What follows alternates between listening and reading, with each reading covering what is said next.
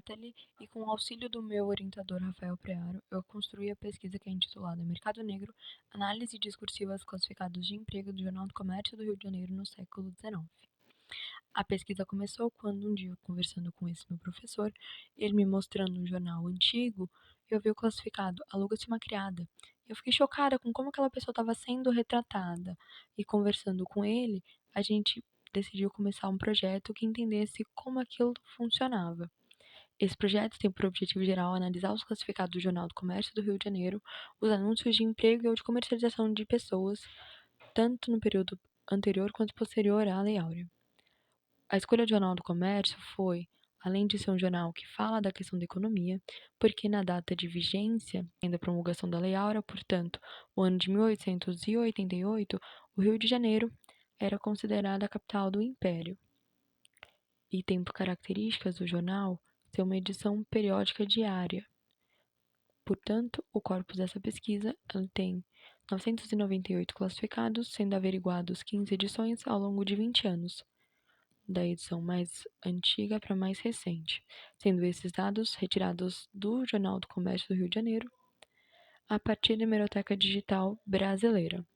A pesquisa tem por metodologia 3 passos, sendo primeiro a seleção dos classificados a partir da classificação verbal. Em segundo passo, a análise de termos fenotípicos e estruturais que contemplavam os indivíduos dentro do discurso. E o terceiro, a comparação desses funcionamentos antes e depois da Lei Áurea, para entender se a hipótese vigorava. A hipótese era de que ainda continuava-se a comercializar pessoas depois da Lei Áurea. Isso foi feito com a ajuda da análise de discurso de linha francesa, em principal as teorias de Foucault, Péchet e Orlandi, e também de uma fundamentação histórica que buscasse entender como que a escravidão foi legitimada no século XIX. Entendendo isso, foram postulados 4 tópicos para os classificados. O primeiro, noção de verbo, na qual tem maior objetificação para o verbo vender e menor para o verbo precisar. A classificação de indivíduo, na qual busca-se entender quem são as pessoas e quais são as requisições obrigatórias que elas precisam ter para estar dentro do mercado de trabalho.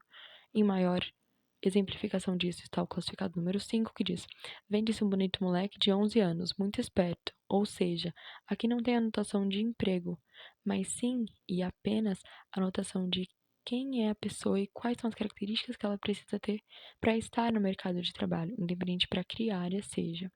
O objetivo como sendo a função em si.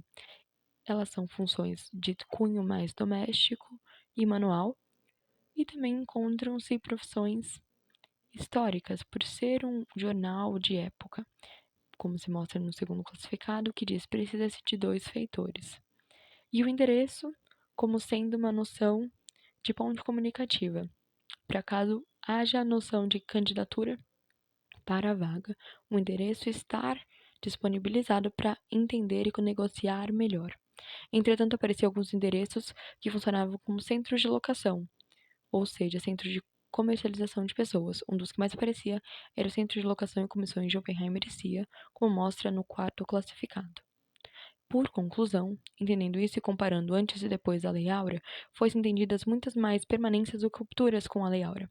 A maior ruptura foi a noção de verbo, na qual, depois da edição do dia 14 de 5 de 1888, edição referente à Lei Áurea, no dia seguinte, mais do que dobra o número de classificados com o verbo precisar. E quanto mais anterior da Lei Áurea, maior o número de enunciações de classificados com o verbo vender, que é mais objetificante, quanto precisar é mais sutil.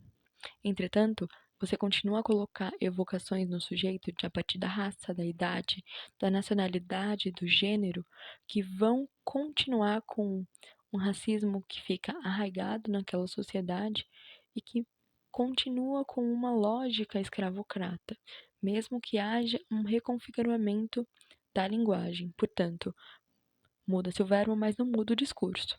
E aqui estão as minhas referências.